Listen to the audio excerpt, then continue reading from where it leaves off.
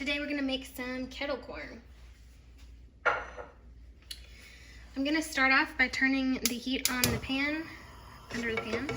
I'm gonna turn it to about medium high. This doesn't take very long, so you have to watch it. I'm going to pour 2 tablespoons of olive oil into the pan. You can use any oil you want. You could use coconut oil, you could use canola oil, you can use olive oil, doesn't really matter. Alright, while that is heating, I have measured out 1/3 of a cup of popping corn kernels, like this. And I've also measured out 2 tablespoons of white sugar. I'm going to go ahead and add my corn kernels while the oil is heating up. I'm going to go ahead and sprinkle the sugar on the corn kernels, and I'm going to go ahead and add the lid to the pan. I'm going to also go ahead and give them a shake, because you don't want the sugar to burn. This isn't caramel corn, it's just kettle corn, so we just want a little bit of sweet, not caramel or burnt sugar. Keep shaking the pan periodically, and pretty soon we'll start hearing popping.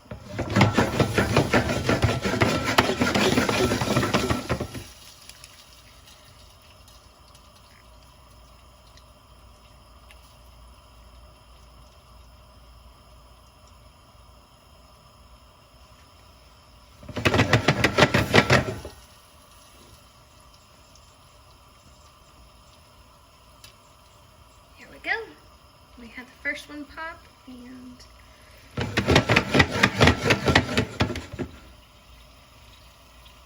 more will follow.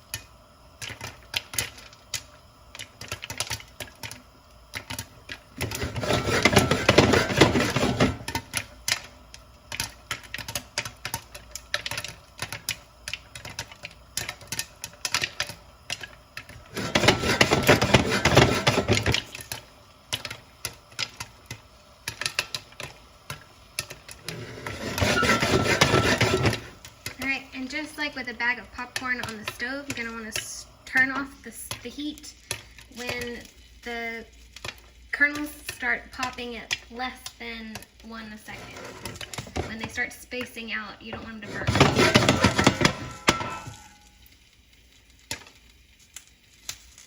Alright, when you think that they're all popped, go ahead and turn off the heat and get ready to pour them into a bowl.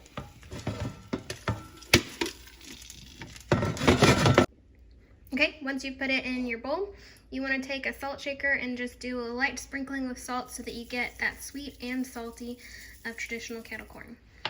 Once you've salted it, you're ready to go. Have fun eating your kettle corn.